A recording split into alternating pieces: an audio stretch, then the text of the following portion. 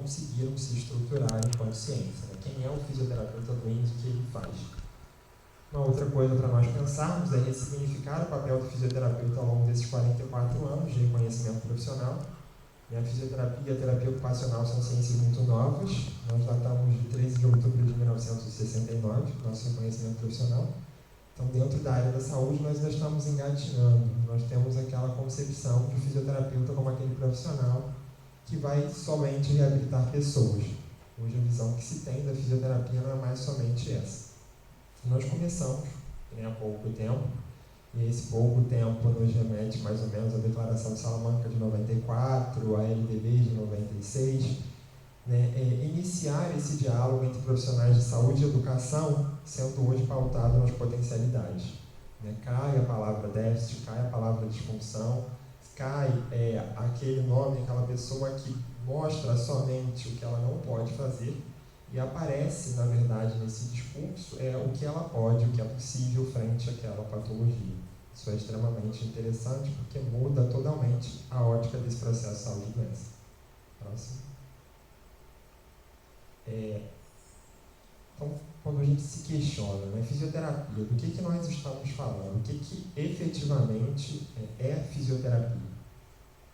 Então, é uma ciência, em primeiro lugar, da área da saúde, que estuda, previne e trata os distúrbios cinéticos funcionais intercorrentes em órgãos e sistemas do corpo humano, gerado por alterações genéticas, por traumas e por doenças adquiridas.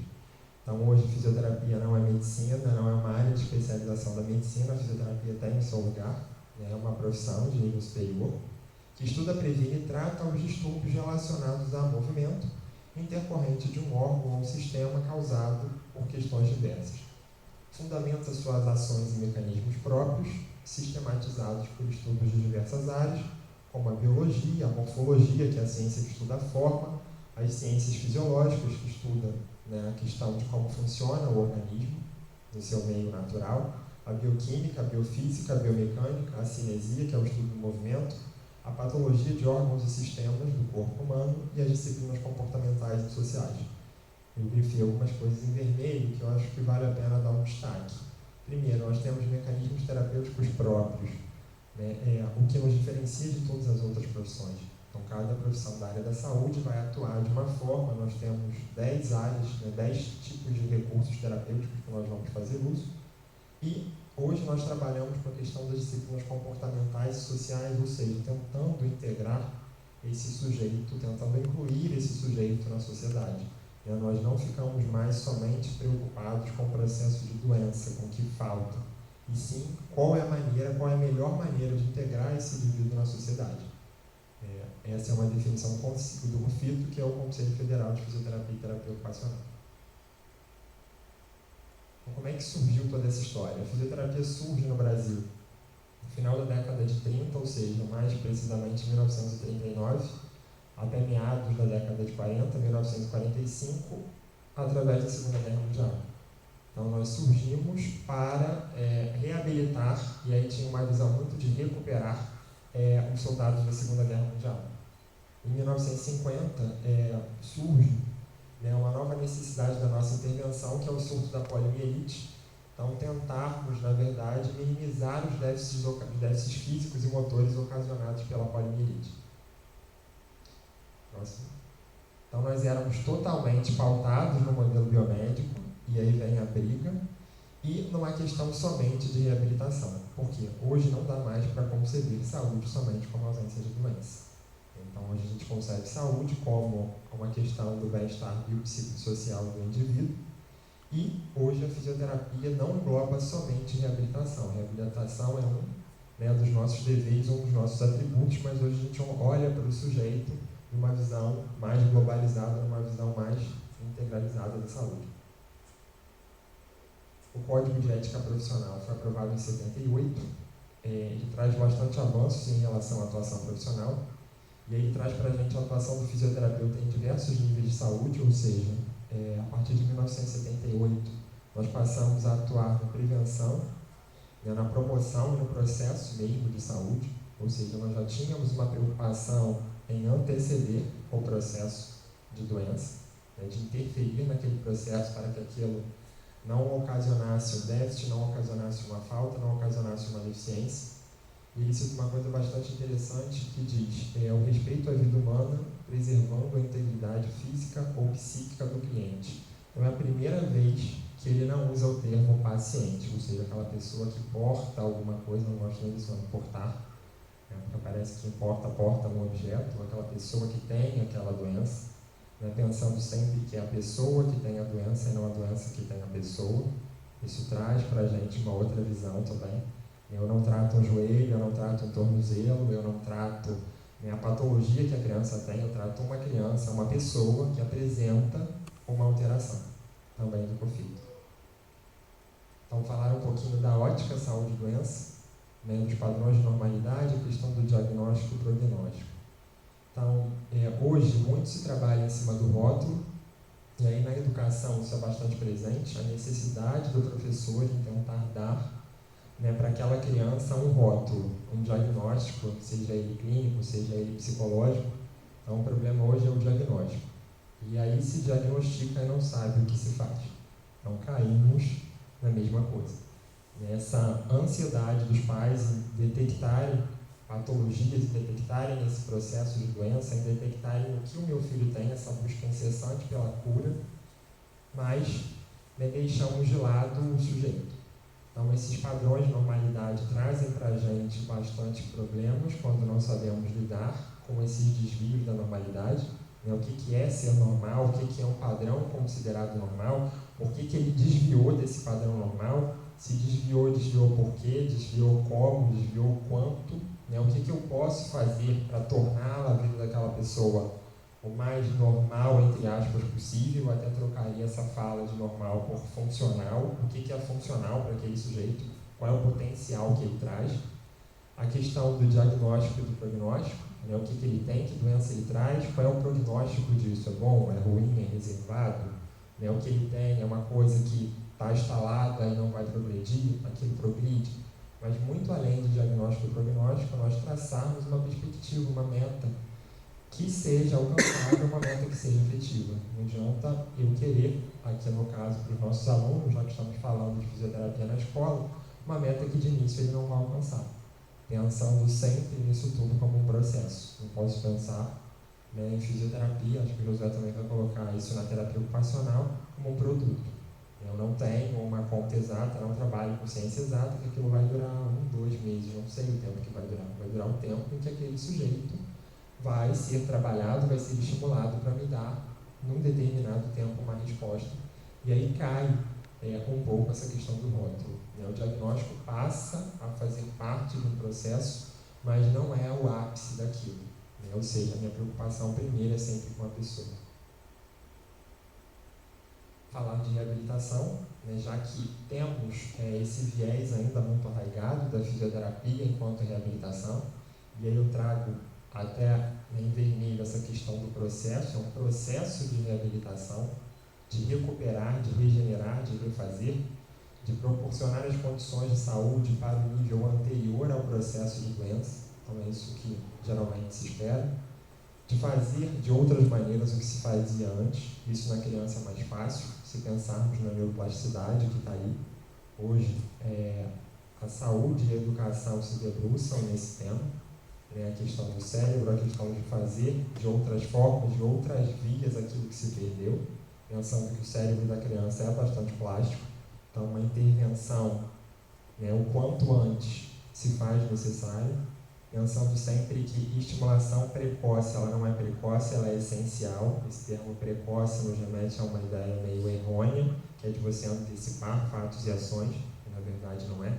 E a gente não antecipa, a gente faz no tempo certo, vai dar estímulos à criança por alguma coisa que ela não tem ou que ela perdeu. Minimizar o sofrimento quando nem reabilitar for possível, essa é uma outra questão também para se pensar. Em muitos casos nós não temos como ir muito além, mas nós temos sempre algo para fazer. Então, enquanto a vida, a esperança, enquanto o coração está batendo, se tem alguma coisa para fazer para alguém, ainda que essa coisa seja muito pequena, e ainda que as pessoas não vejam aquilo como um tratamento, não vejam aquilo né, como um processo, como um cuidado, mas para aquela pessoa que está sendo cuidada, que está participando daquilo, vai fazer toda a diferença. E aí eu trago o nome do livro, David Petter, de 1997, que é um tratado de neurologia, que ele diz, o nome do livro é Recomeçando Outra Vez. Por máximo de redundante que seja, a nossa prática clínica com as crianças e até com os adultos nos mostram muito isso. Nós estamos todo dia recomeçando. Recomeçando porque a criança perdeu, recomeçando porque ela teve uma convulsão, recomeçando porque nós vamos apresentar uma coisa nova, recomeçando porque naquele dia ela trouxe uma situação diferente. Então, quem trabalha na área de saúde, quem trabalha com adulto ou com criança, ele está sendo tudo sempre um novo recomeço. Então, a década de 90 traz para a gente o auge do reconhecimento profissional. Eu costumo dizer que a década de 90 e os anos 2000 foram o boom da fisioterapia. Nós temos a era Petrone, a era Filé, com a reabilitação do Ronaldinho. Os cursos estavam bastante lotados. Então, nós vemos uma história da década de 30, chegamos à década de 90. Começa aí os estudos de fisioterapia com enfoque escolar, que é exatamente o que nos interessa. Então, vocês veem, nós somos de 69, somente em 1990 começou-se a falar do papel do fisioterapeuta com enfoque na escola. E aí o foco era somente na ergonomia, ou seja, não atende às realidades do IBC. Nós nos preocupamos com a ergonomia sim, mas a ergonomia é apenas um dos pilares que ostenta o nosso trabalho. Então, segundo o dicionário Aurélio, a ergonomia é o estudo da organização racional do trabalho, ou seja, a área da ciência que vai se preocupar em dar ao trabalhador melhores condições de produção. Um termo mais elaborado, um conceito da Associação Brasileira de Ergonomia, segundo a Associação Internacional, diz que a ergonomia, ou fatores humanos, é uma disciplina científica relacionada ao entendimento das interações entre os seres humanos e outros elementos ou sistemas, é a aplicação de teorias, princípios, dados e métodos a projetos a fim de otimizar o bem-estar humano e o desempenho global do sistema. Os ergonomistas contribuem para o planejamento, projeto e avaliação de tarefas, postos de trabalho, produtos, ambientes e sistemas, de modo a torná-los compatíveis às necessidades, habilidades e limitações das pessoas. Qual é o problema? Se tem ainda uma visão muito mecânica do ser humano. A ergonomia vai lá, eu mudo a cadeira, eu mudo a postura, eu adequo o móvel, mas e a pessoa? Como é que fica aquele sujeito naquele processo? A preocupação não é com a pessoa e sim com o objeto. É uma intervenção muito direta, mas ainda muito mecanizada desse processo. Então, a ergonomia, segundo Habermas, se divide em 3 tipos. A ergonomia física, que é o que a gente conhece de mais habitual. A cadeira não está ajustada à altura daquela pessoa, a tela do computador não está ajustada. A gente vai lá e faz um ajuste e a postura fica perfeita.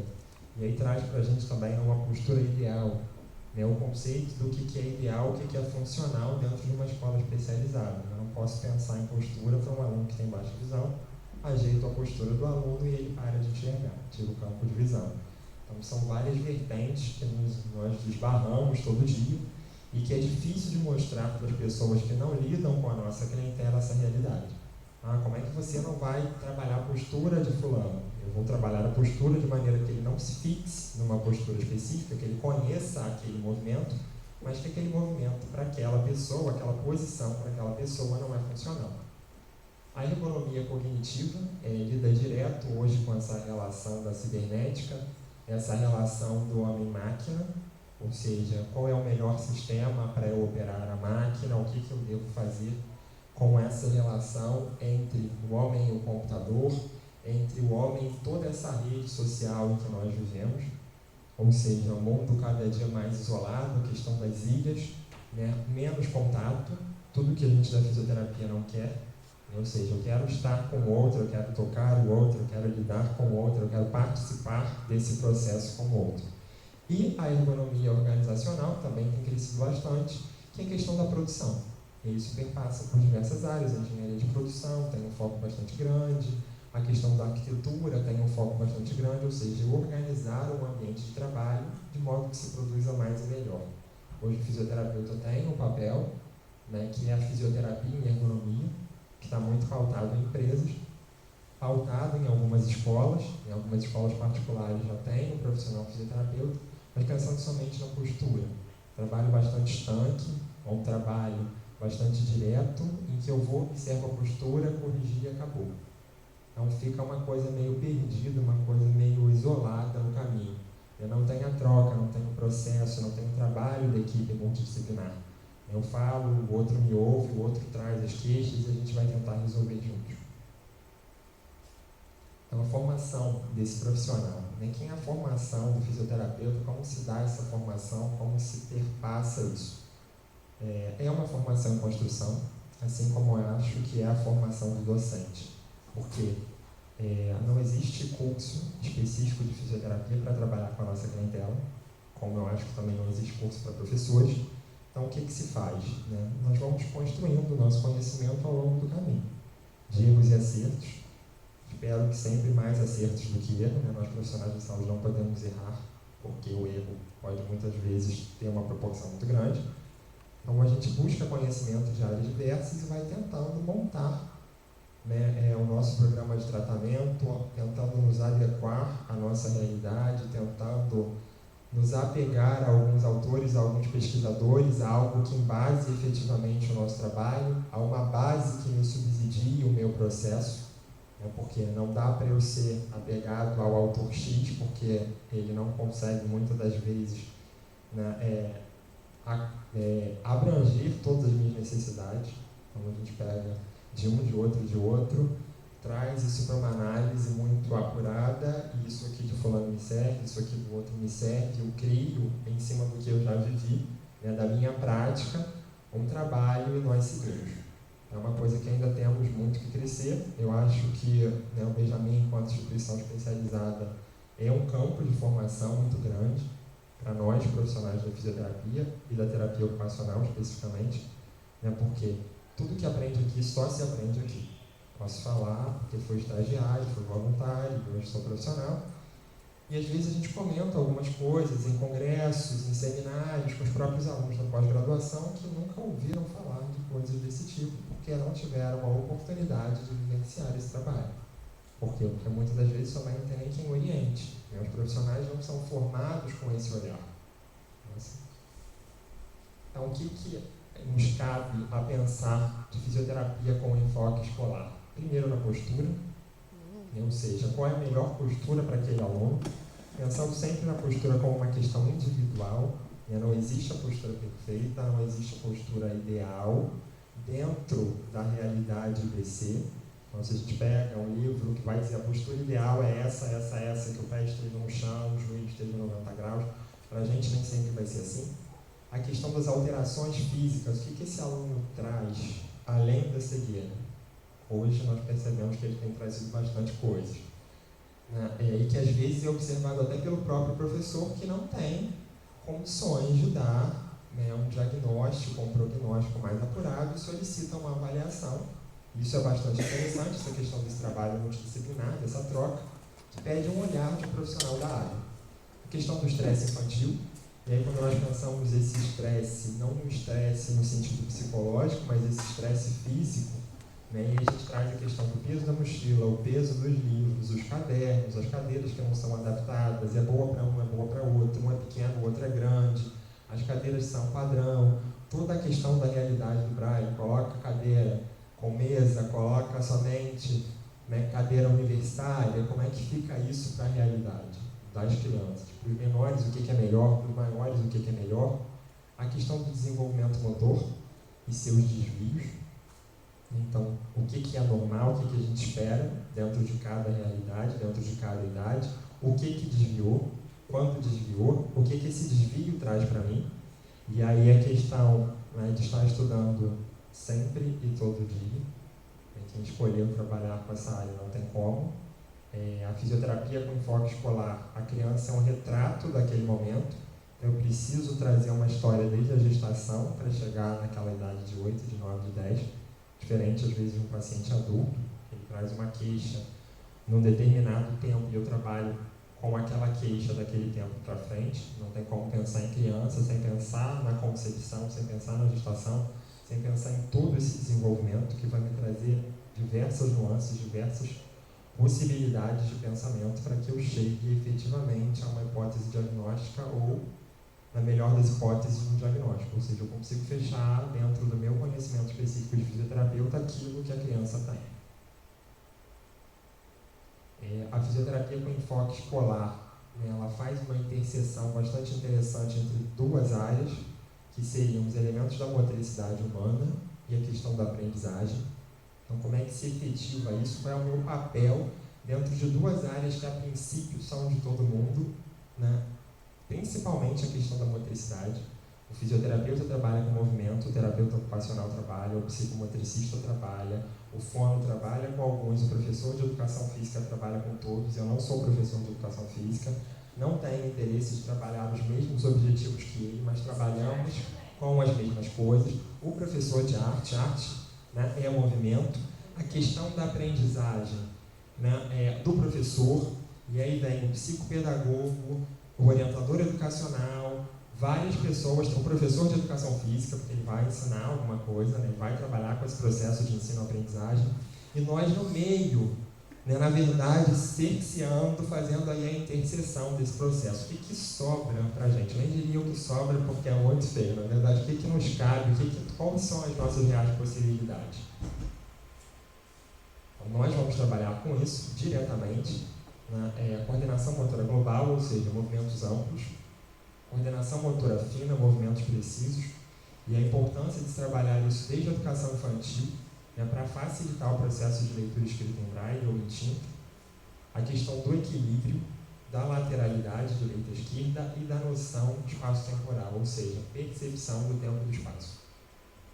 Essa coordenação motora global que é super importante, porque quais são os movimentos que o meu corpo executa no espaço? Quem sou eu? Quem é meu corpo? O que faz o meu corpo enquanto movimento? O que a minha mão pode fazer? O que o meu joelho pode fazer? Pensando que quem nunca viu não imita, então isso tudo tem que ser ensinado. E aí o papel desse profissional intervindo diretamente, tanto da educação física, como da estimulação precoce, como, né, nós lá na clínica de fisioterapia.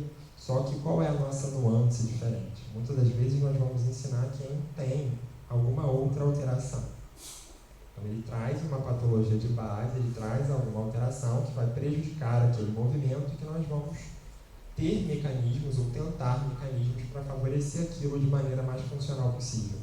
Entendam que na minha fala vem muito a palavra funcional, porque às vezes eu não vou conseguir um movimento como todo mundo executa. Eu vou tentar com ele um movimento que tenha a função de alguma coisa. Então tentei fazer aqui um quadro que resumisse bastante isso, né? A questão da fisioterapia com enfoque escolar. Nós vamos estar trabalhando com duas realidades, professores e famílias, né? Esse processo de ensino e aprendizagem que a gente concebe como educação. Lembrando que educação nem sempre é letramento, então isso tem que ficar muito claro, principalmente para os professores. Né? Ninguém vem na escola somente para aprender a ler e escrever. Eu acho que isso se adequa muito à nossa realidade. Né? A Constituição de 88, Declaração Universal dos Direitos do Homem e a realidade do PREA, que é o Programa Educacional Alternativo. Não é porque eles não vão ser letrados que eles não devem estar na escola ou que nós não devamos valorizar isso. Esse processo, esse trabalho que é feito. O papel do professor é importantíssimo de mediar essa relação entre nós e a família. Muitas das vezes é o professor que traz para a gente a queixa ou que pede uma avaliação, porque nós não temos condições de estar em todas as salas ao mesmo tempo, de atender a uma demanda de todas as turmas. Então, ou os pais nos solicitam, ou na maioria das vezes o professor observa que algo não está funcionando ou não está ocorrendo como era o esperado. E o nosso trabalho vai ser de tentar uma facilitação da aquisição de conceitos e habilidades necessários para a aprendizagem. Ou seja, o que a fisioterapia pode contribuir para que aquele aluno adquira uma habilidade para fazer tal coisa do processo de ensino-aprendizagem. Vamos pegar aqui um conceito bastante simples: escrever. Escrever é um conceito muito fácil. Pego o lápis e escrevo. Né? Então, não é assim. Aí o professor fala, eu treino grafomotor, toda a educação infantil. Ou seja, vou trabalhar com ele, círculo, traço, tracejado, linha reta, linha, né, coisas do tipo zigue-zague. Ótimo. Trabalhei com ele em coordenação motora fina, movimentos precisos de mão, de pinça, abrir e fechar. Se ele não sabe que para escrever ele tem que estabilizar o ombro, estabilizar o cotovelo, estabilizar o punho, ele não escreve. Então não adianta dar nada da caneta, dar tudo que ele não vai escrever. Às vezes ele tem uma patologia, por exemplo, crianças que têm algum déficit neurológico, que têm toda uma alteração de tônus, toda uma alteração corporal, esse processo não vai ser tão simples quanto parece. Então, assim, quais são as nossas contribuições na escola especializada? Primeiro de tudo, pensar na relevância do desenvolvimento sensório-motor na aprendizagem, período sensório-motor proposto por Piaget, de 0 a 2 anos, essa idade brilhante da criança em que ela apreende milhões de coisas ao mesmo tempo.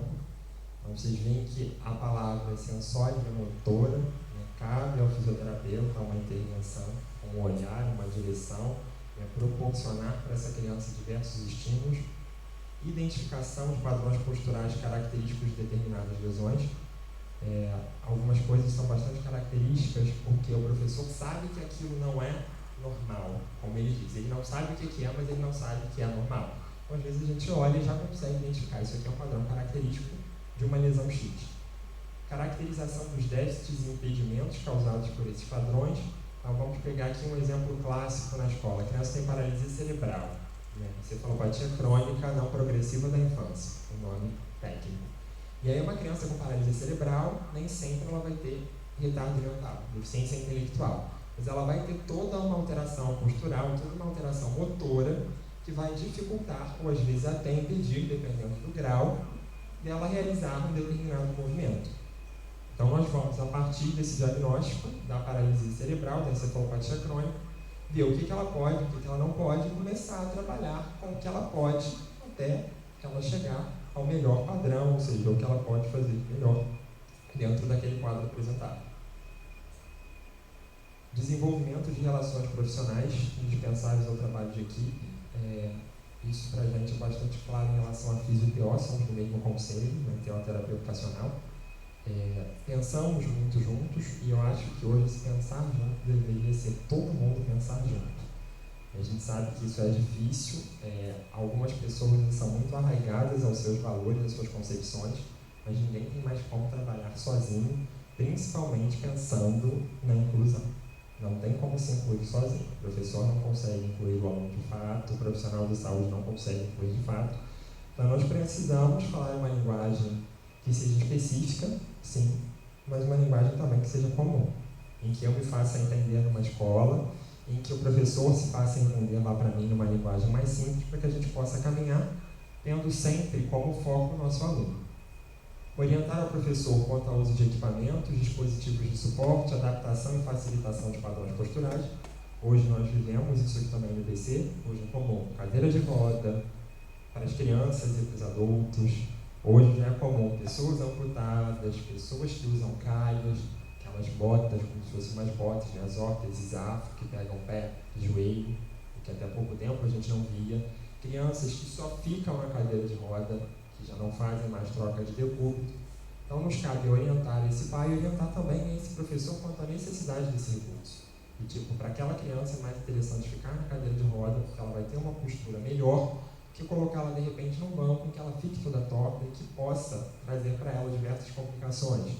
Né? Que se eu trabalhar com uma criança com os 2 pés no chão, posturalmente vai ser muito melhor do que se ela tiver os pés voando, colocando de uma maneira mais direta, ou seja, a cadeira é muito alta, a criança é pequenininha, o que eu posso fazer para ajustar aquilo? Então são visões que nós temos que pode facilitar bastante esse processo do professor. Orientar a família visando maior autonomia da criança, isso sempre, né? Acho que todo o processo nosso, dos profissionais de saúde, visam a máxima independência e autonomia da criança. Vamos falar um pouquinho de multidisciplinaridade. Eu acho que o conversando com o autor traz isso de maneira muito clara, né? Cada vez mais um profissional de área diferente.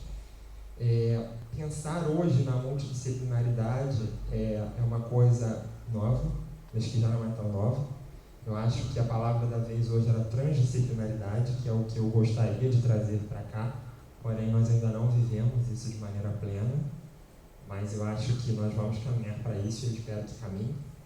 Então eu trago uma foto de múltiplas mãos se conectando, mãos de várias pessoas se articulando, aparecem também na foto alguns antebraços. E aí eu coloco a seguinte frase, né? Multidisciplinaridade em contexto é múltiplas conexões. Ou seja, eu vou pensar a partir do que é comum no coletivo.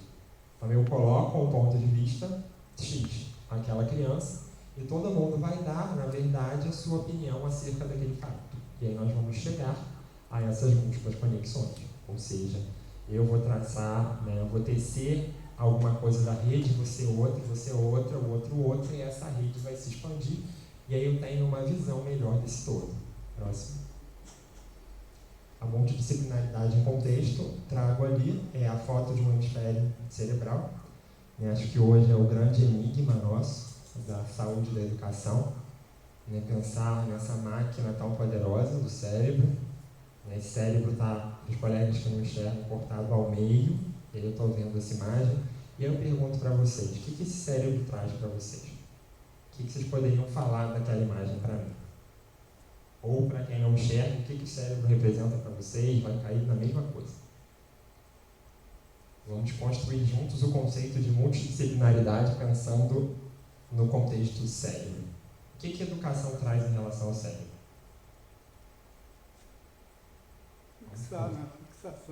Fixação. E aí eu posso dizer para você que o cérebro tem uma área específica de aprendizagem, uma área específica de linguagem, né, que você tem áreas sim, do córtex cerebral que estão relacionadas ao processo de ensino e aprendizagem. Então você colocou uma coisa, eu já coloquei uma outra que vai de encontro ao que você falou. Mais o quê? Acho que é a união também, não tem uma parte que, se for afetada, tem um pouco mais de dificuldade de aprendizagem. Eu acho que a união dele todo imperfeito, né? Então, a questão da interconexão hemisférica. Se eu perco esse contato de um lado com o outro, nada funciona. Acrescentando ao que a Simone falou, as afasias, aí a gente entra em afasia de Wernicke, de Broca, as áreas de linguagem. Então, ela traz um conhecimento numa visão pedagógica, eu vou trazer um conhecimento numa visão clínica. E é justamente isso. Né? Ou seja, a partir de um olhar, nós temos diversos olhares. Então, essa forma como se olha, e isso é muito importante, eu não posso ficar arraigado à minha visão, preso à minha visão, o educador ficar preso à visão dele e ninguém se articular, porque aí não tem conhecimento de fato, não tem ciência de fato. Né? Se cada um ficar preso ao seu quadrado, ao seu laboratório, a vida não faz sentido. Próximo. E aí a gente traz essa frase, quem não sabe o que procura, não entende o que encontra. Então, assim, se eu não sei o que eu quero buscar, e aí principalmente para nós profissionais de saúde, quando a gente avalia, eu tenho que avaliar pensando no que eu quero encontrar, em cima daqueles achados, ou até isso em cima, pensando também no viés da educação. Se eu tenho múltiplos comprometimentos e eu proponho para ele uma coisa inatingível, não se tem trabalho de fato. Eu brinco de atender. Então, essa frase, eu acho que ela é bastante clara.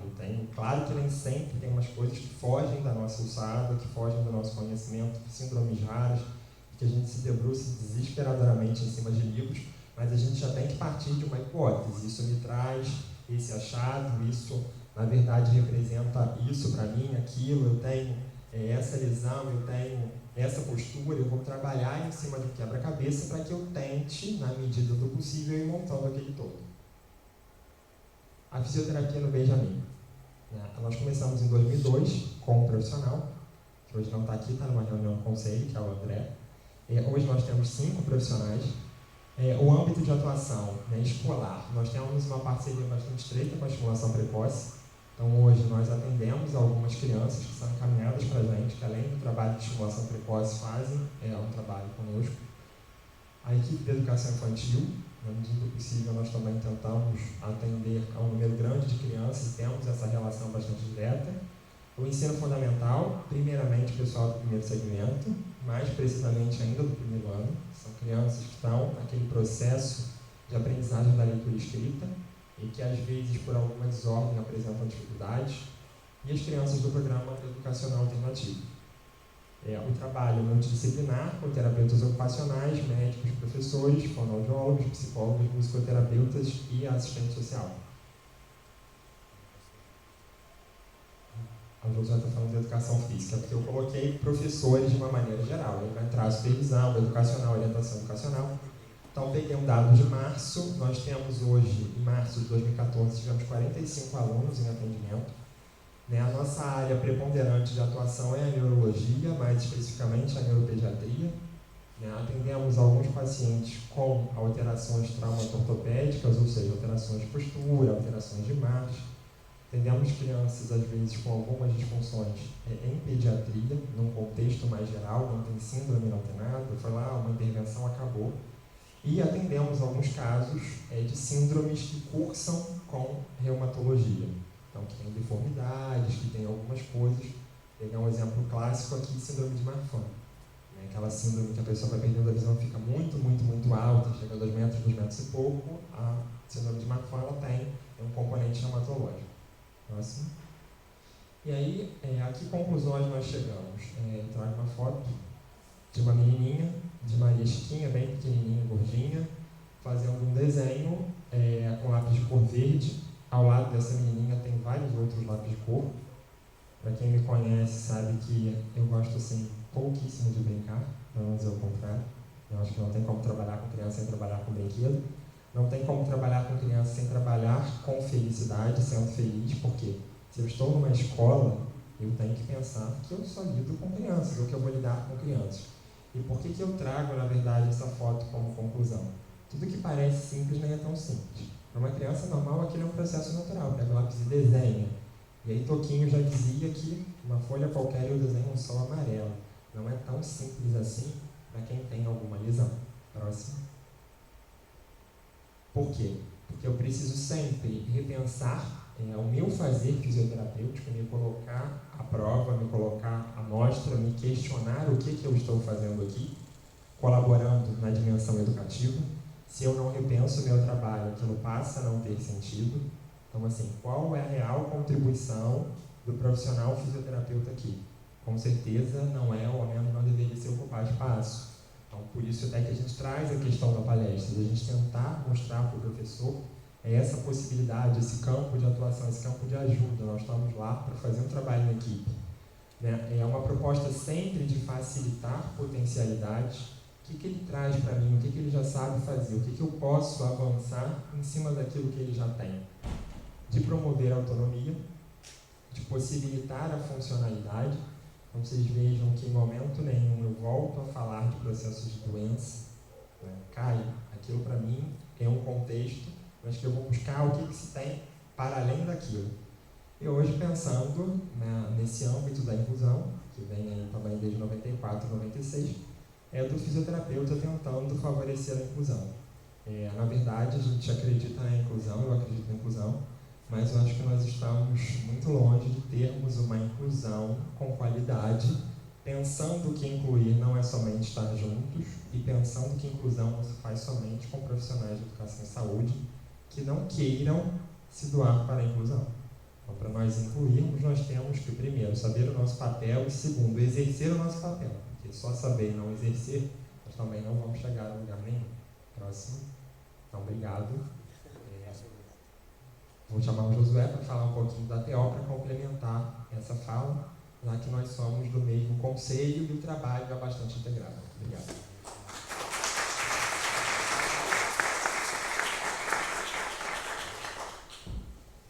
Boa tarde, gente. Como o Thiago falou, hein? Eu posso ver aqui? Posso pegar? Sou muito expansivo. Eu gosto de... Boa tarde, gente. Boa tarde. Meu nome é Josué, né? Sou terapeuta ocupacional e eu vou falar um pouquinho sobre a terapia ocupacional facilitando a vida diária, né? Eu gosto de focar sempre isso porque aqui no Benjamin Constant, referente às AVDs, né? Sempre a discussão sobre as AVDs. A AVD, para começar, é de todos nós, né, gente? É dos pais que trabalham em casa, né? De todo profissional aí da escola. Em relação a... Primeiro eu vou falar um pouquinho sobre, vou discutir um pouquinho o tema sobre o que é terapia ocupacional. Pode passar?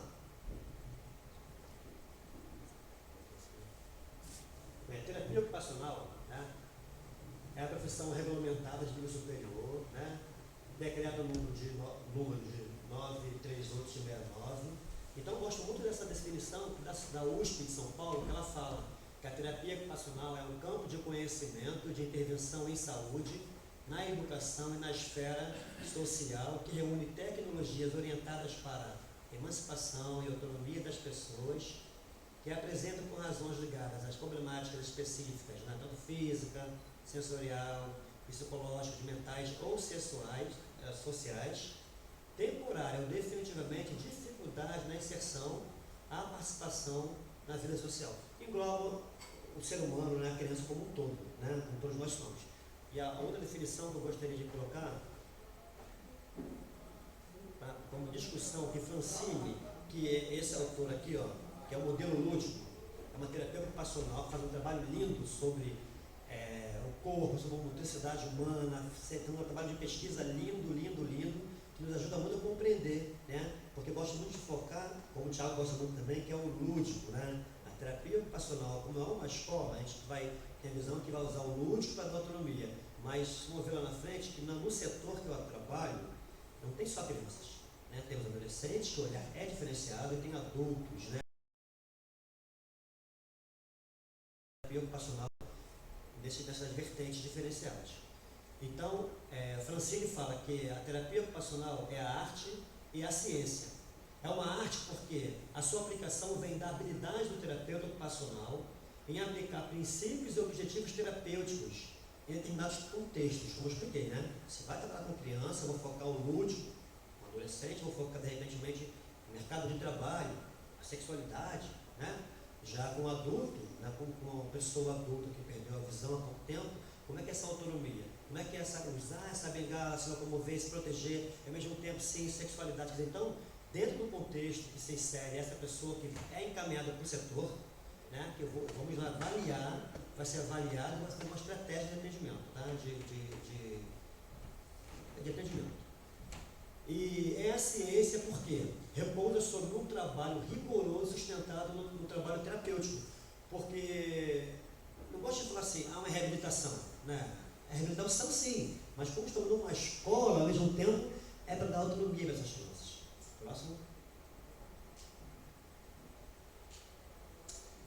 Então, métodos de pesquisa na terapia ocupacional. Só que antes, eu gostaria de falar um pouquinho sobre a terapia ocupacional. Hoje, no Benjamin Constant, somos 6 TOs, se faz a memória, isso.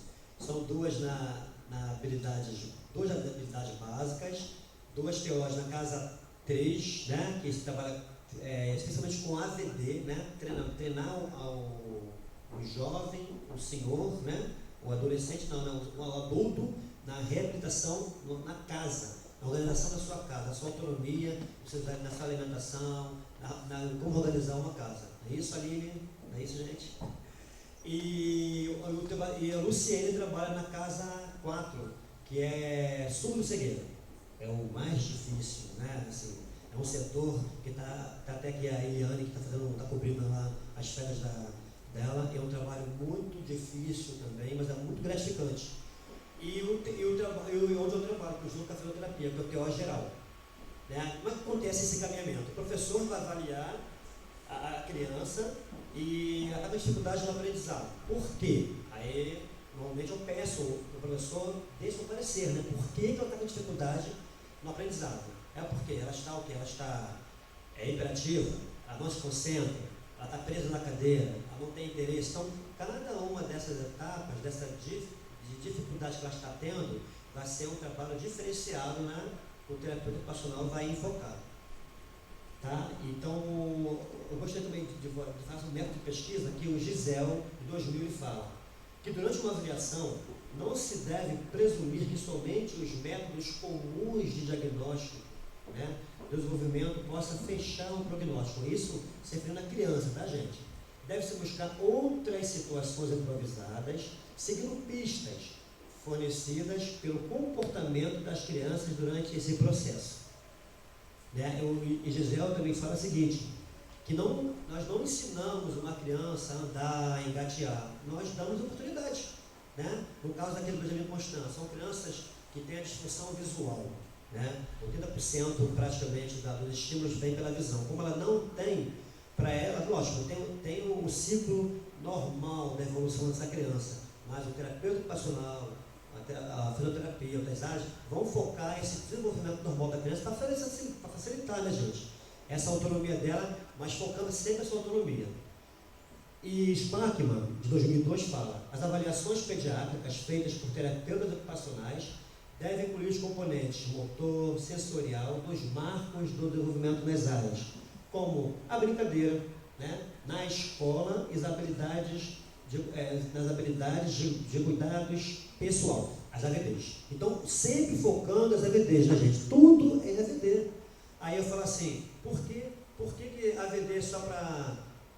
O professor não pode aplicar? Todos nós podemos aplicar, né, a AVD referente. Só que o terapeuta ocupacional, em cima da tua formação, tem toda essa bagagem, né, da neurociência, da formação. Então, ele é trabalhado toda a nossa formação em cima da atividade diária. E eu peguei aqui, em cima desse Sandy Davis, que fala sobre, no modelo lúdico, que ele fala o seguinte: não me incomode, estou profundamente ocupado. Bem, uma criança está construindo um vilarejo, uma cidade, uma aldeia, ou quem sabe o universo. Ela brinca. Olha que interessante, né? Então, é focando isso, é o brincar dessa criança, é no brincar, no lúdico, que dentro da terapia ocupacional, dentro do nosso trabalho no setor, que nós vamos dar autonomia para essas crianças. Então, tem aqui a resolução, que eu falo que né, a lei 6.316/75, que dispõe sobre a prática de atividades da vida diária, vida instrumentais e a tecnologia assistiva pelo terapeuta ocupacional. Pode passar. Então, atendimento das atividades da vida diárias. A atividade da vida diária diz respeito, né, ao cuidado de si, próprio da sua comunicação, como e também alimentação, higiene, cuidado pessoal, vestiário, a comunicação, a escrita, verbal, gestual, a locomoção. Quer dizer, é tudo, né, gente? A atividade da diária é tudo. Então, não vou focar o atendimento no setor somente para a alimentação, né? E todo um trabalho que a gente tem que observar nessa criança, que para que ela vai se alimentar, né? Por que se alimentar? Por que cuidar desse corpo? Muitas das vezes, tem outras dificuldades que ela tem compressão, porque como ela não se alimenta sozinha, muitas das vezes, como é que fica presa numa cadeira, ou presa pela contração, né, que é uma movimentação nas proximais, que ela fica presa, então ela tem dificuldade em trabalhar as mãos. Se ela não trabalhar, como o Thiago falou, com grandes movimentos, ela fica presa e não consegue se alimentar. Então, a atividade como instrumento, referente à profissão da terapia ocupacional, tá?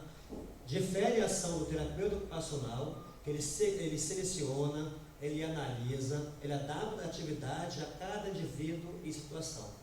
Durante essas fases, né, são observados os aspectos motores, o psíquico, os sensórios perceptivos, socioculturais, cognitivos e funcionais, né, das necessidades das mesmas. Lá na frente eu vou dar mais exemplos, é mais fácil de compreender, tá, gente? Então, normalmente funciona assim: a criança é encaminhada para o setor de terapia ocupacional, aí tem uma entrevista, tem uma consulta, tem uma avaliação. Aplicando, vai explicar o que vai acontecer para a criança, ou para o adolescente, ou para o adulto, qual atividade que eles vão fazer. Então, vai explicar o que é essa atividade, eu vou demonstrar e vou graduar. Vamos explicar isso. Primeiramente, a criança vai sentar, né, e vai manipular um objeto qualquer. Aí, mas a minha intenção, que segundo a professora falou, né, que ela não faz pronossupinação do antebraço, que é esse movimento aqui. Qual que é a minha intenção?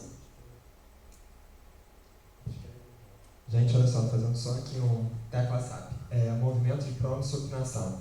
Movimento de colocar a palma da mão para cima e a palma da mão para baixo. Tá ok, gente? Pronossupinação. Esse movimento é importante para quê? Você girar a maçaneta, né, gente? Você... um carrinho, direita, esquerda. Então, eu vou trabalhar toda a questão primeiro, a questão da leitura em braille, né? Você passar a mão, começar a compreender, ler os pontos, escrever. Então, tem que trabalhar o plano e supinação, como o Thiago falou, né? Supinação, mão para cima, e pronação, mão para baixo, tá bom? Pode passar. Ok. Aí a terapia ocupacional, o terapeuta ocupacional facilitador no processo da reestruturação do indivíduo. Como eu coloquei, vou só falar muito rápido, né? Que são as AVDs, que é a atividade da vida diária, AVP, atividade de vida prática, AVL, atividade de vida do lazer, e AVT, atividade de vida do trabalho. Nessas opções, né, nessas ações do cotidiano, o terapeuta ocupacional dá condições, ele orienta, ele treina, ele dá supervisão, ele analisa e vai adaptando o espaço físico, mobiliário, utensílio, instrumental, para dar autonomia para a pessoa nessas todas essas áreas de desempenho. Que vai depender, se for a criança, como eu foquei, eu vou focar o lúdico, mas priorizando o quê? A autonomia plena dele, a atividade de vida diária. Na atividade prática, o lazer e no trabalho, e vai mudando assim conforme a demanda da procura. Logo, né, o terapeuta analisa a área motora, senso-perceptivas, emocional, cognitivas, funcionais, cultural de cada indivíduo, né, o social e as econômicas da pessoa. Assim, construir e descobrir possibilidades de ação que o sujeito tem, não a partir das suas falhas. Eis o significado da ação da terapia ocupacional.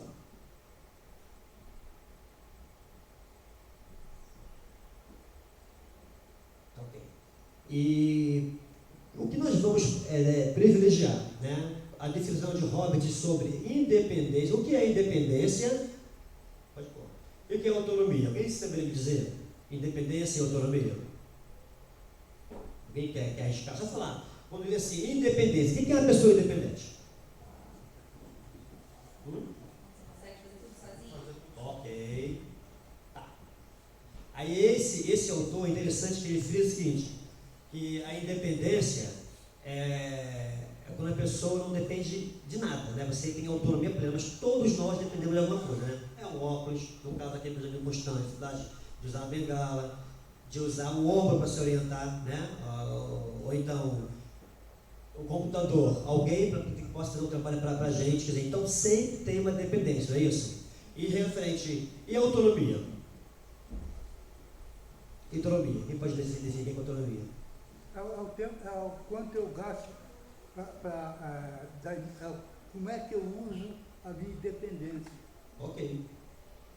Esse mesmo autor fala que a autonomia ele vai gerir, quer dizer, vai focar a pessoa que tem sua independência, mesmo tendo qualquer dificuldade, com auxílio de tecnologia assistiva ou não.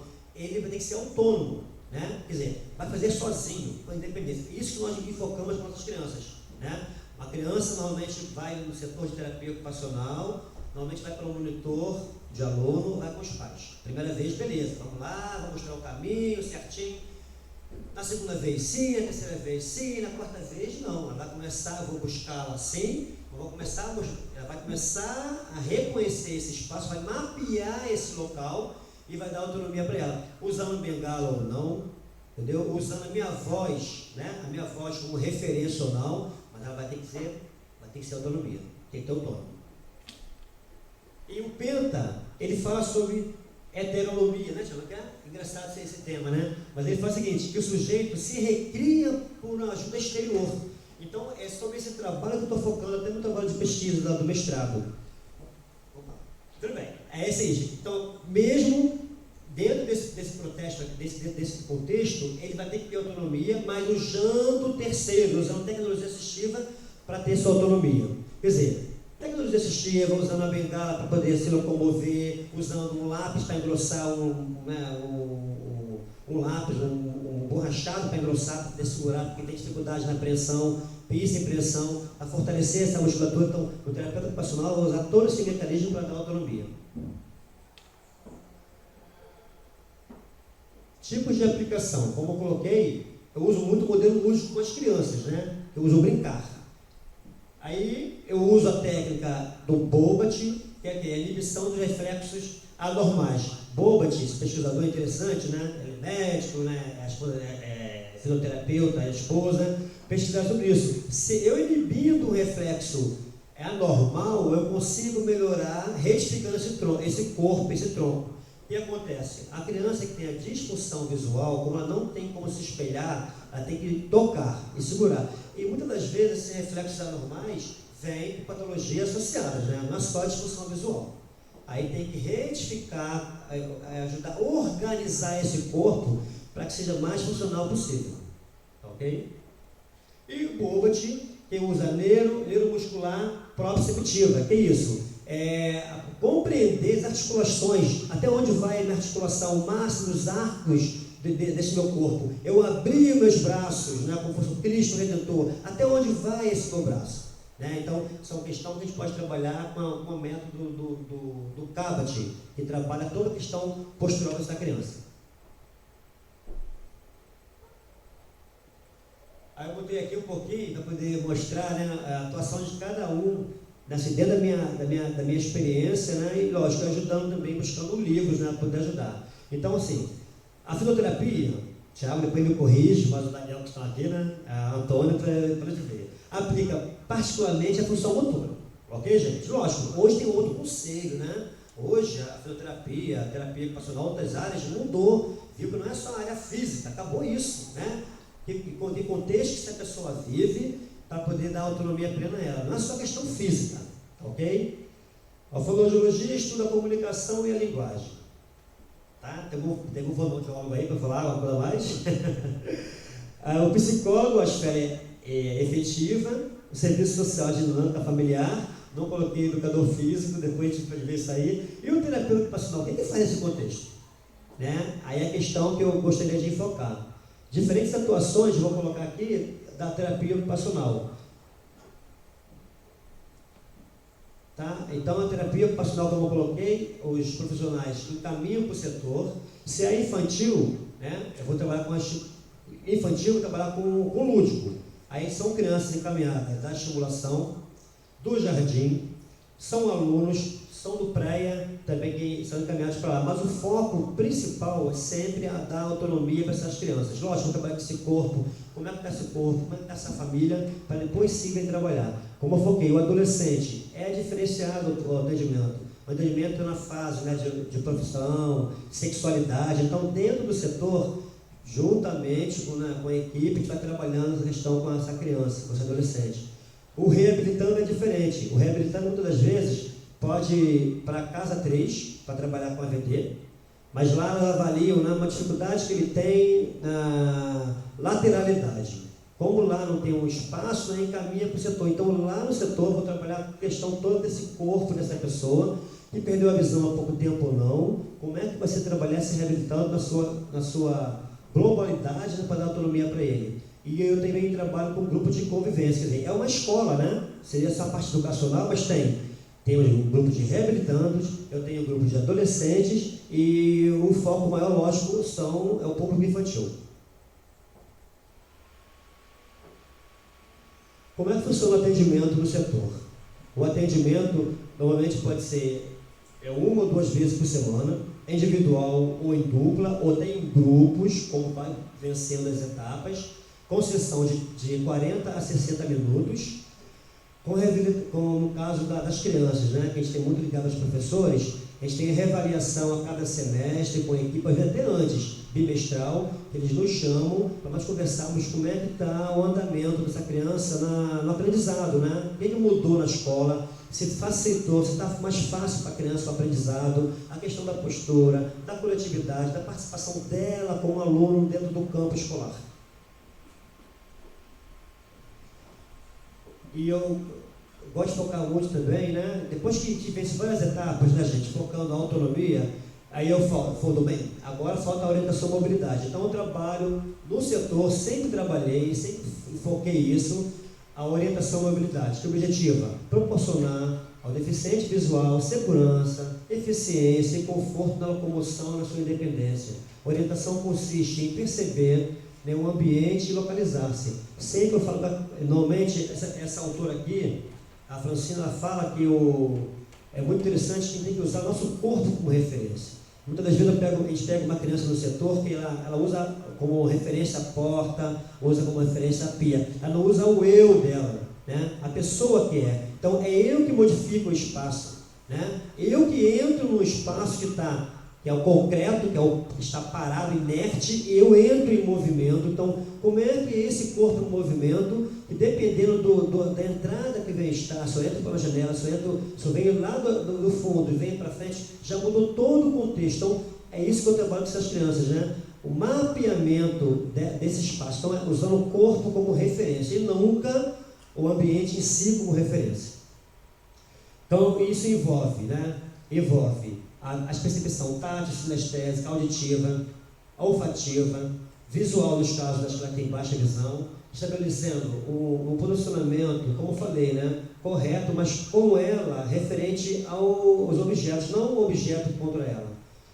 Os atendimentos são individuais, levando em consideração a faixa etária, né, a necessidade e possibilidade. Os princípios e técnicas são a bengala longa, guia evidente, autoproteção e bengala, pré-bengala, das crianças pré-bengala, guia evidente, autoproteção e bengala longa. Fazer um pouco de ergonomia, né, que tem nosso olhar também, muitas vezes nos chamam, junto com a fisioterapia, para poder ajudar as crianças na sala de aula. Então a ergonomia em terapia ocupacional no Brasil, como em outros países, né, dedica ao diagnóstico, à colocação e recolocação nesse trabalho sobre a perspectiva das habilidades físicas e o desempenho ocupacional. Por meio da avaliação da capacidade ocupacional e adaptação do trabalhador, né, no caso aqui pode ser o aluno, ok? Em processo de reintegração das atividades produtivas, no caso aqui a escola, aprendendo a escrever, né, regras na sala de aula, incluindo os recursos de autoajuda como tecnologia assistiva. Que bom, agora que é mais fácil, vou falar da prática, é muito papel, fico preso, não gosto, vou ficar interessante assim. Então, aqui tem no quadro alguma tecnologia assistiva que pode facilitar as pessoas. Então, como pode descrever isso aqui já? Como é que descreve isso aqui? Vamos lá comigo. Então, a primeira imagem superior tem alguns utensílios de cozinha com cabo engrossado para facilitar a apreensão. A segunda foto tem uma luva de cozinha. É isso, pessoal? Me corrija caso não esteja correto. Na outra imagem tem um presto-barba, um pente, uma faca, um garfo e uma caneta com cabos engrossados de diferentes cores. Então tem um rosa, 3 vermelhos e um verde, com movimentos diferentes de preensão. Então a caneta foi enrolado só com um EVA, como se fosse um durex em volta, e os outros objetos, o presto-barba, o pente, a faca e o garfo, tem uma alça para segurar. Cada um desses objetos tem a finalidade da gente. No caso, em relação ali aos utensílios, né? Panela e madeira, né? Que tem alguma alteração sensitiva, pode queimar as mãos. Então tem engrossamento, e ainda por cima tem essa madeira que não retém tanto calor, tanto alumínio. Né? Quer dizer, pode facilitar. Normalmente não são para crianças, normalmente são para adultos que vão para o setor, quando tem alteração sensitiva, tiveram AVCs, né? Tem a disfunção visual e como é que é organizar essa casa. Então a gente dá essa orientação simples que pode facilitar. Abaixo tem a luva, né? Como tem alteração sensitiva, né, normalmente para proteger essa mão, mas sempre que nós colocamos se tem uma história de AVC, alteração sensitiva apenas de um lado, a orientação é simples, né? Vai usar um lado que tem alteração normal, quitação, para ver a textura desse ambiente, dessa água, desse alimento primeiro, para depois usar outras mãos para trabalhar bilateralmente, ok? Mas no caso a luva serve para poder pegar uma panela grande, no caso no forno, então ela vai, como tem essa alteração, vai usar ambas as mãos com essa luva. E os objetos diferenciados que o Thiago relatou muito bem, foram essa textura diferenciada para engrossar. Tem um lápis que pode engrossar, que muitas vezes a criança tem dificuldade em pinça e impressão. Aí a gente pode usar ao mesmo tempo, se tem um grau diferenciado de tônus, ele pode ser leve como emborrachado ou pesado, dependendo da patologia, para poder facilitar. Ok? Tônus muito leve tem que ser hiper leve. E o tônus pesado, normalmente a gente bota um objeto mais pesado para poder normalizar esse tônus. Acessibilidade, né? Normalmente procura, nossos setores também tem, que o terapeuta ocupacional, pela sua formação, ele está legitimado a trabalhar para prescrever cadeira de roda, né? Ele normalmente tem alguns setores, algumas clínicas que somente o terapeuta ocupacional trabalha, porque tem todo esse olhar, que é igual uma cadeira de roda, não é igual um sapato, né, gente? Andar lá no número 37, não é isso, né? Tem toda questão de profundidade, de peso, de altura, e um jovem hoje de 17 anos, né, a geração de hoje está imensa. Coitado idade dele, 17 anos, tá bom, não é isso. Então tem toda uma questão de uma medida ergonômica, né, centrada para poder facilitar o acesso dessa pessoa na cadeira. Então, a adequação postural, qual é o objetivo da terapia funcional? Né? A estratégia seria: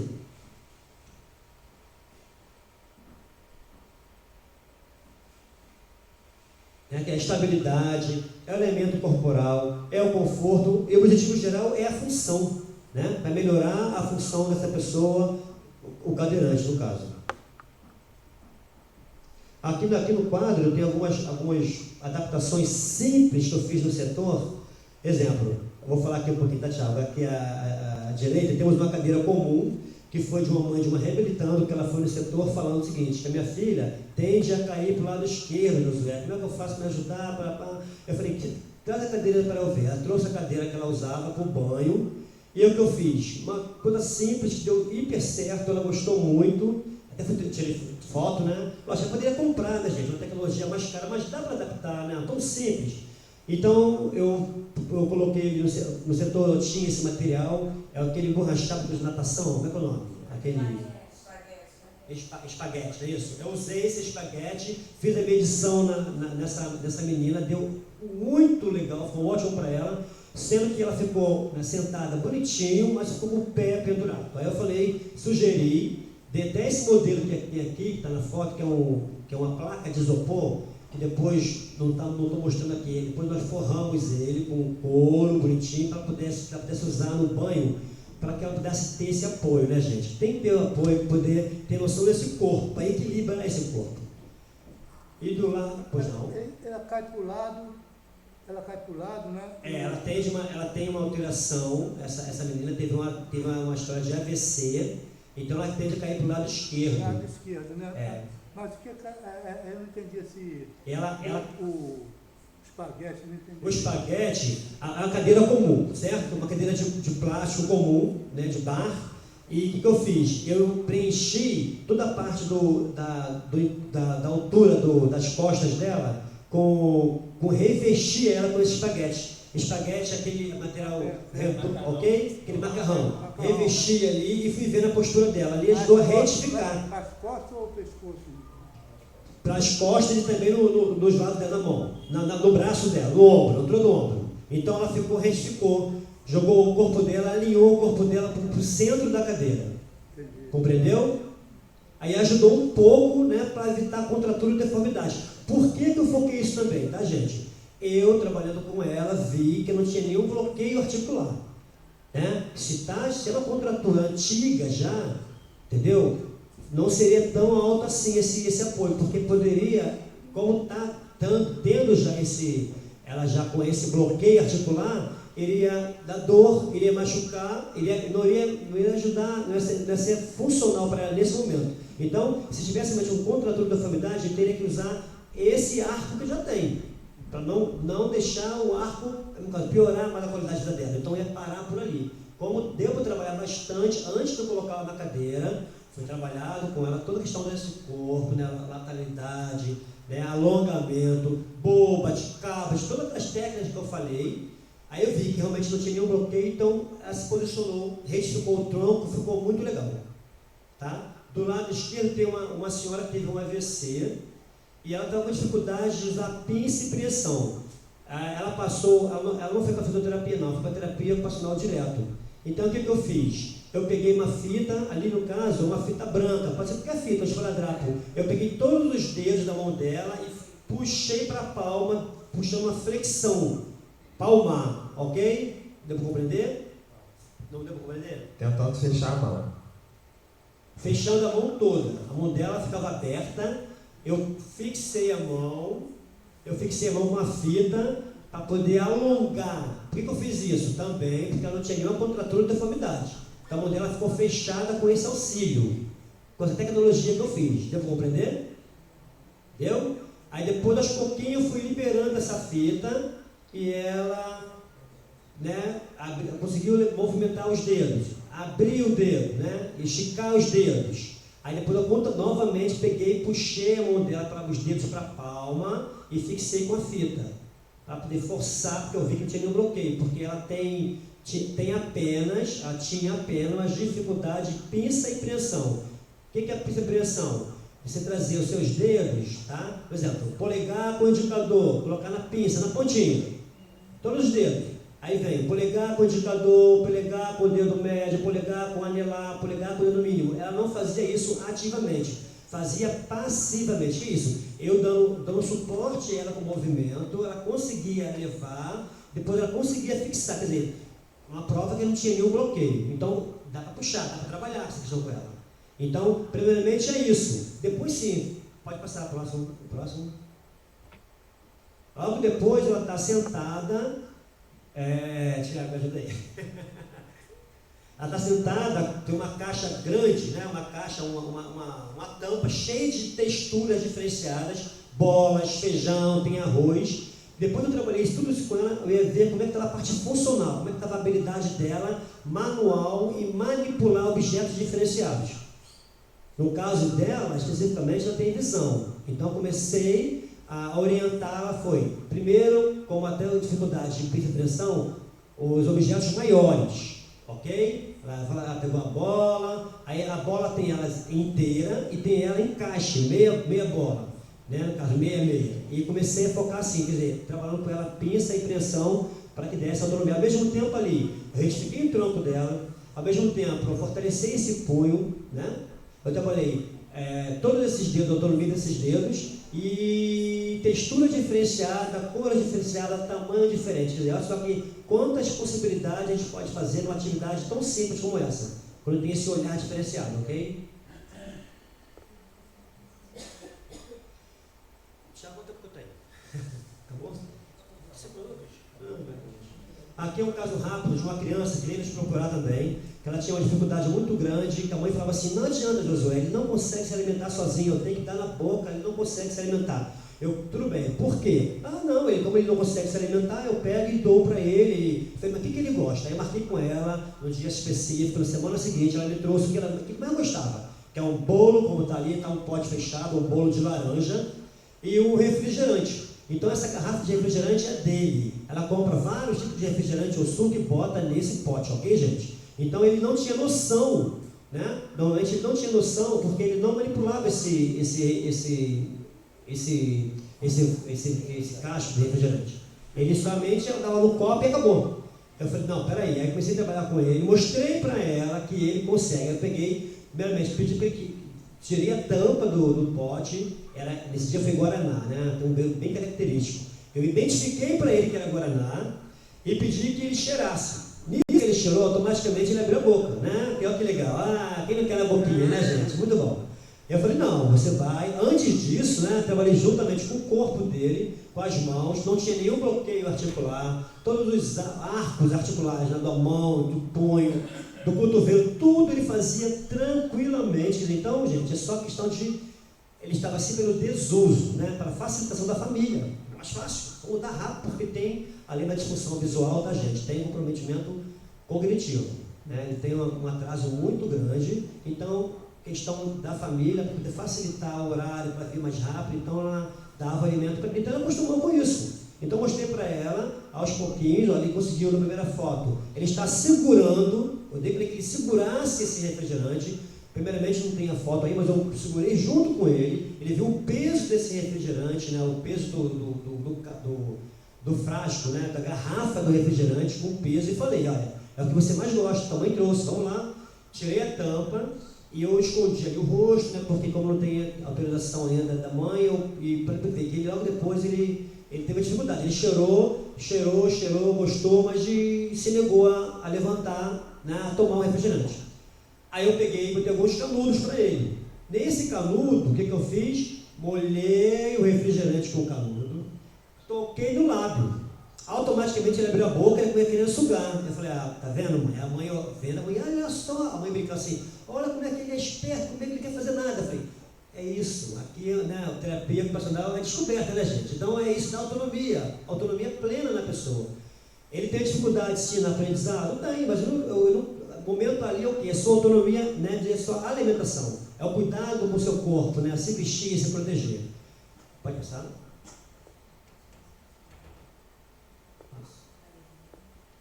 Tá? Logo depois, mostrando a fase, né, a coisa. No momento, lá na hora, eu tinha 5 canudos. O certo era um canudo mais grosso, né? Como eu não tinha, eu falei, vou usar o que eu tenho. Vou usar porque vai ser para mostrar para a mãe que realmente ele consegue fazer. Então, eu vi ali, na segunda foto, ele tem 5 canudos.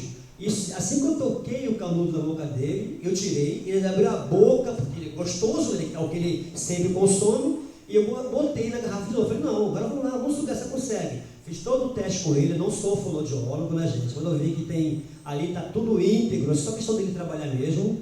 E logo depois eu deixei na mão dele. E, gente, automaticamente começou a ir assim. No primeiro dia não, no segundo não, mas depois a mãe começou a colocar para mim como é que ele estava se alimentando sozinho. Quer dizer, isso é um trabalho de terapeuta ocupacional, tá vendo? É um trabalho de pesquisa, cada caso é um caso. Ele tem dificuldade no aprendizado? Ele vai ler e escrever? Não sei. No momento aqui eu foquei, foi sua alimentação. Vai passar. Aqui tem alguns trabalhos, algumas crianças que nós trabalhamos, dizendo, tem uma boia, né? E peguei para as crianças segurar essa boia, vou botar aqui, ó. Uma boia pequena, né? Para as crianças conhecerem essa boia. Ela é pesada, ela é redonda, como é que ela é? Elas reconheceram, são todas crianças com disfunção visual, tá, gente? E pedi que ela representasse isso numa massinha de modelar, né? E as fotos que nós temos são aquelas ali. Algumas crianças fizeram assim, um pato, né? Fizeram uma bola redonda, não fizeram esse arco no meio. Que no caso a boia tem, né? No meio, né? Ela é aberta, né? E circunferência que tem a parte de plástico, ok? E pedi que eles tentassem representar. E algumas crianças conseguiram representar muito bem, outras não. Para a gente poder avaliar que grau essa criança tem do comprometimento motor cognitivo. Vai passar? Pode passar. E voltando àquela criança, né, aquele adolescente sobre alimentação. E eu acompanhei ele, né, a mãe falou que ele não se alimentava sozinho, a foto não ficou em ordem, desculpa, e fui para o refeitório com ele. E eu vi que a mãe dava alimento na boca, eu falei, peraí, vamos lá, me ajuda aqui. Aí eu falei, vamos começar agora. Eu comecei a mostrar para ele a colher, como é que é essa colher, bonitinho, a colher vazia, a colher sem alimento e a colher com alimento. E comecei a focar para ele e aos pouquinhos mostrando aí, ó, essa autonomia. Gente, ele não fazia isso. Ele esperava o alimento na boca, como sempre, porque a mãe, para facilitar o horário, dava esse alimento, ok? Vou falar rápido, porque tem muitos casos, não dá tempo. Aí mostrando ele aqui, ó, ele primeiramente ele reconhecendo, são 3 fotos, né? Ele se negando primeiramente a pegar o suco, depois ele pegando o suco, sugando várias vezes no atendimento posterior àquele inicial. Depois, na foto abaixo, ele manipulando a colher, reconhecendo essa colher. E uma criança aqui, também, eu pedi para que ela vestisse a roupa, ela tem dificuldade de levantar. Aí eu usei essa boia, acho interessante, né? Usar a boia, que foi um trabalho até que a professora Leonídia fez da tese de mestrado dela. Ela usava pneus, né? Pneu, a circunferência igual uma boia no chão, e as crianças entravam dentro, né, da célula Braille para começar a compreender a escrita em Braille. Aí eu comecei, achei interessante, falei, opa, como, né, o olhar nosso é diferenciado, falei, opa. Aí no setor eu tenho várias boias, onde eu represento a célula Braille, para que eles venham entrar, trabalhar, e ao mesmo tempo uso isso como estratégia. Exemplo, eu pego essa boia, mesma boia aqui, peço para que ele coloque o braço direito. Não reconhece o braço direito, tudo bem, pego ele juntamente com ele, identifico qual é o braço direito e peço para ele vestir. Veste o segundo, bota o segundo braço pela boia, então ele vestiu essa boia. Aí eu começo a usar a técnica de facilitação, de mostrar para ele que esse mesmo movimento que ele faz para vestir essa boia, que foi legal, foi diferente, foi divertido, é o mesmo movimento que ele vai usar para vestir a roupa. Né? E vai associando isso, não tem outro jeito, vamos trabalhar, quantas vezes? Não sei quantas vezes, até a criança conseguir vencer essa etapa de se vestir.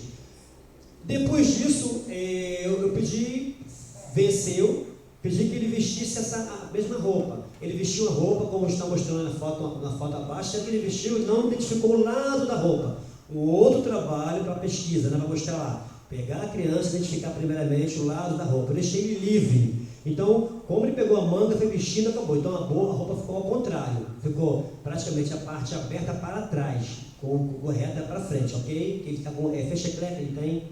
Vai passar? Vai passar, dá tempo. Vai passar. Mesmo objetivo, Aí, no setor também, eu pego as crianças, né, adolescentes, e trabalho com AVD. Eu vou lá para o nosso espaço lá, pego o prato, pego o garfo, juntamente com elas que trabalham na AVD, sendo que elas trabalham com reabilitação adulto. Eu trabalho com as crianças. Como é que é essa faca, como é que é esse pão, como é que é esse cortar, como é que é se alimentar, para mostrar para a mãe que ele é capaz. Normalmente, quando estamos trabalhando, primeiramente a mãe vai, né? Depois, quando está vencendo essas etapas, ficamos sozinhos. E depois, quando ele está começando a mostrar a sua independência, aí eu pego a mãe, o familiar, o acompanhante, para poder ver a evolução dele, a etapa sozinho, como é que ele está indo, para mostrar que ele já consegue vencer essas etapas. Então não precisa mais, lógico, vai dar uma olhada, mas não ficar acompanhando tão de perto, desde que ele sabe fazer essa atividade sozinho. Aqui tem outra criança, como eu falei, sobre a boia, né, que eu acho, a foto tem eu e Luciene ali com uma criança. A Luciene também é terapeuta ocupacional, está sempre conosco ajudando lá, trabalha comigo no setor. A Luciene começou antes de mim aqui no Benjamin Constant. Então eu trabalho com a criança, né? Esse corpo também, essa criança tem uma dificuldade grande de usar essas mãos, né? O tônus dela é muito baixo. Então o que eu fiz? Fiz ela vestir uma boia, ao mesmo tempo era matemática, gente. Primeira, segunda, terceira, 4 e 6 boias. Depois, aos pouquinhos, fui deitando ela, vestindo dentro dessa boia, ok? Ela dentro, presa nessa boia praticamente. Deitei essa boia e eu rolei para um lado, rolei para o outro. Quer dizer, ao mesmo tempo, estava no labirinto, ok? Para que ela venha fortalecer. E ao mesmo tempo, ela se reforçava, se puxava dentro desse espaço para fortalecimento. E depois eu puxei de propósito as boias pelos pés e pedi, agora você usa as mãos, vamos lá, força, força, e ela usando essas mãos para fortalecer, né? A propriocepção, né, gente? A interocepção, quer dizer, o corpo dela como um todo, para que venha usar essas mãos, esse corpo na sua autonomia, na escola e na sua independência da vida diária. Pode passar. Pode passar. Foi? Dá tempo não. Não dá tempo para falar. Vitória. Eu gostaria só de focar, Vitória, a gente está no final, tá, gente? Vitória é o nome de uma adolescente aqui no Benjamin Constant. E não trouxe o vídeo porque eu não sabia, né, para trazer. Então, é interessante, como foi todo esse processo que foi feito aqui, eu fiz com essa criança, né, juntamente com outros profissionais também, mas a mãe focou muito no trabalho da terapia ocupacional para ver um resultado legal. E o outro lado que sempre focamos, né, Tiago, no setor gente, pedimos que os pais sejam pais apenas, né? Não se leve para casa ser terapeuta ou fisioterapeuta, não é isso, né? Quero que os pais cuidem dos seus filhos como pais, proteger, né? Educá-los, né? Mostrar regras sociais, mas não querer com isso focar, além de ser pais, ainda focar os pais com objetivos de trabalhar sessões, não. Se eles conseguirem ser pais, né, gente, como é muito bom, né? Cuidar, né? Abraçar, contar história para o seu filho. E a parte, assim, pesada, digamos assim, né? A parte desse olhar técnico, fica para a gente, né? Que aí aos pouquinhos esse resultado vai acontecer. Então, todo esse trabalho foi feito com Vitória, e essa avó, ela fez um vídeo muito legal mostrando a evolução dessa adolescente, dessa criança, e fez questão de mostrar, Josué, olha como é que ela está, olha só que legal. Ela mostra pra gente, então ela botou assim, Vitória, esta é a história de um projeto que depois de realizado o alicerce ficou estagnado por muito tempo. Tempo suficiente para que se formasse em sua volta um grande matagal. A chuva que caía em suas vigas de ferro causava-lhe danos de ferrugem. Cada vez mais cresciam os matos, cada vez mais cresciam os matos e cobria toda a sua beleza, que foi vista no começo. Quem olhava dizia que era uma obra perdida. Já não se acreditava nem na sua recuperação, pois a ferrugem dominava toda a sua extensão. Porém, havia um mestre de obras, famoso em recuperar obras mal acabadas ou mal acabada, muito sábio. Sua sabedoria dominava todo o universo, pois ele o tinha construído. Então, ele contratou vários engenheiros. Ela se referiu a nós, tá, gente? É muito legal isso, né? Nosso trabalho. Todos escolhidos a dedo. E recomeçou a obra. E 90% dela está concluída. Ela botou assim, vejam como ela está ficando linda. Aí ela mostra claramente em casa as etapas dessa criança, assim, ao levantar, né, como é que ela vai sozinha lá no guarda-roupa, ela escolhe a roupa dela, lógico, foi orientado, né, gente? Dentro do guarda-roupa dela, ela separa, bem, a minha roupa de usar em casa é na última gaveta, né? A roupa de sair, tá, é do lado tal, exemplo, vai orientando. No caso dela, ela botou, bem, a roupa de ficar em casa é na última gaveta, a primeira gaveta é calcinha, nessa ordem. Então, daí em diante, a menina começou a buscar, mostrou esse espaço, onde estavam essas roupas, e aos pouquinhos ela foi buscando, mostrando isso em vídeo. Como é que ela lavando os legumes, ela se alimentando sozinha. É muito lindo esse vídeo, depois eu posso mostrar para vocês em particular. Aqui tem uma adaptação que já mostrei anteriormente, que foi preciso usar para poder facilitar a alimentação, o lápis de engrossar, facilitar a escrita, né? Tem facilitando a aprendizagem, que são técnicas de tecnologia assistiva para poder facilitar a criança que tem dificuldade, que fica normalmente preso na cadeira de rodas. Então, você pode usar vários mecanismos para facilitar a escrita e a visualização. Reexpressão de tronco de uma criança que está sentada, tende a cair para o lado esquerdo. Então, normalmente nós orientamos os pais, né? Você tende a cair para o lado esquerdo para forçar o outro lado, quer dizer, então vai ajudar a criança a forçar, né? Puxando o corpo, retificando esse tronco. Aí eu botei aqui o que é educação inclusiva. Eu vou parar de dar mais tempo, né, gente? Aí só botar assim, ó. Não, pode pular.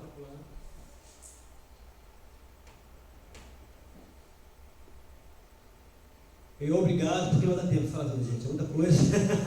Deu para compreender um pouquinho, gente, o trabalho, né? É uma descoberta, né? A cada momento não é igual a ninguém, a singularidade de cada sujeito. Vai pegar uma criança, um adolescente, um adulto, é diferente. Você vai avaliar a questão, o que vai focar em prioridade, não prioridade, no primeiro momento, no segundo momento, no terceiro momento, mas sempre dando autonomia para essa criança, tá bom? No seu campo escolar e na qualidade de vida social. Ok.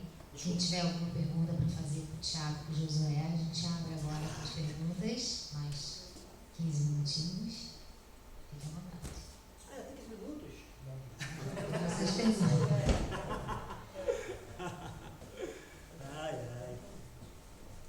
Gente, olha só, em função do tempo, a gente faz até um convite, quem tiver interesse, que não for da área, a gente tem colegas aqui que já estão lá com a gente, mas quiserem conhecer o trabalho, alguma dúvida, fiquem à vontade. Luciana, que é nova, não conhece, é um prazer. Lisânia já conhece. O pessoal vai lá, vê um pouquinho do trabalho, conversa mais com o José comigo.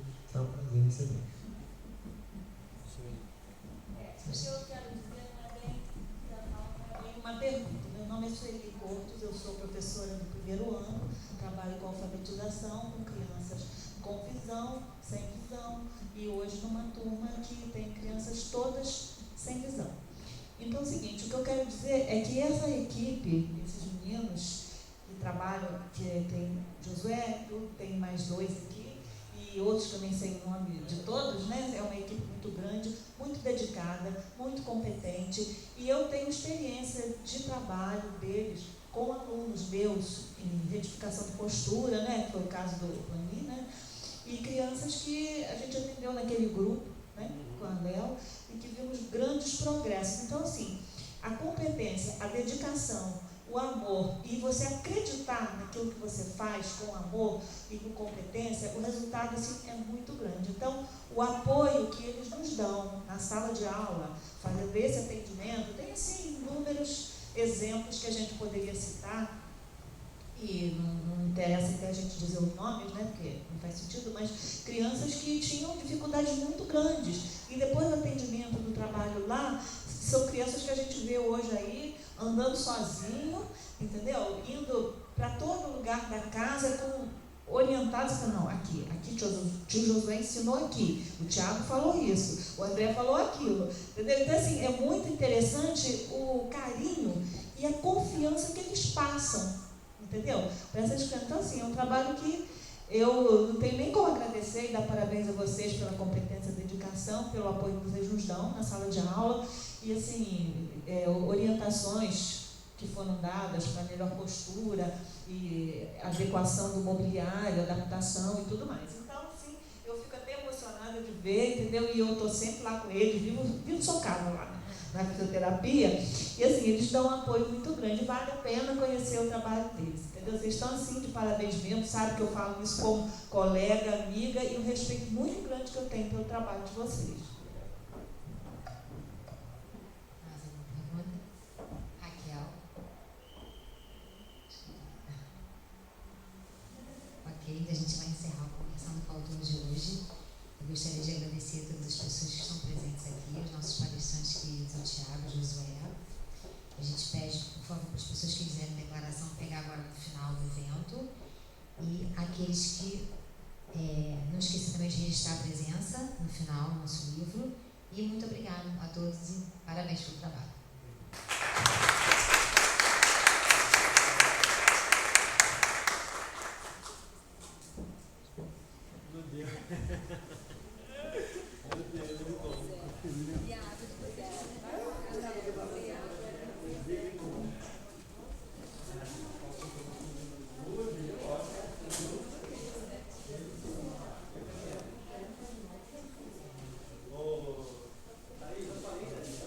Ana Paula, esse player aqui é só eu parar a gravação. Para a gravação e você deixa aí. Aqui é questão aqui da questão da transmissão e da gravação. Aí, olha só, vê se você consegue isso aí. A gente não conseguiu botar no ar ao vivo. A gente gravou e não entrou no ar. Vai nessa Porque tava transmissão. questão aqui de largura de banda. Aqui tava uma bolinha, tava nulo.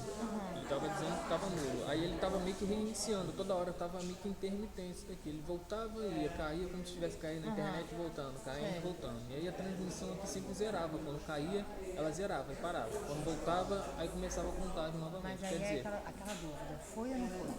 isso aí é questão que eu não sei. Pois é. Clica lá em transmissão, vê se ele foi. Eu acho que ele volta a repetir de novo. Tá vendo? Na verdade ele para de transmitir. Esse aqui é o uso da CPU, tá vendo? Ele tá usando o computador. Para, volta a transmitir novamente, tá vendo? Por exemplo, aqui eu tenho que parar. Porque normalmente. Não consegui também. Não entendi. Vê se a gente consegue migrar o vídeo agora. Tá gravando. Tá tudo gravado, é só colocar no ar agora. Evento, localização. Tá gravando e tá jogando direto no YouTube, é isso mesmo? Eu acho que é isso. Isso que tinha que fazer. Será que foi? Parece que sim. Não dá o ok. Ele tá gravando e tá jogando direto. A localização, tá vendo? Então tá indo, né? E a localização do endereço aqui, uma barra de endereço. Mas enfim.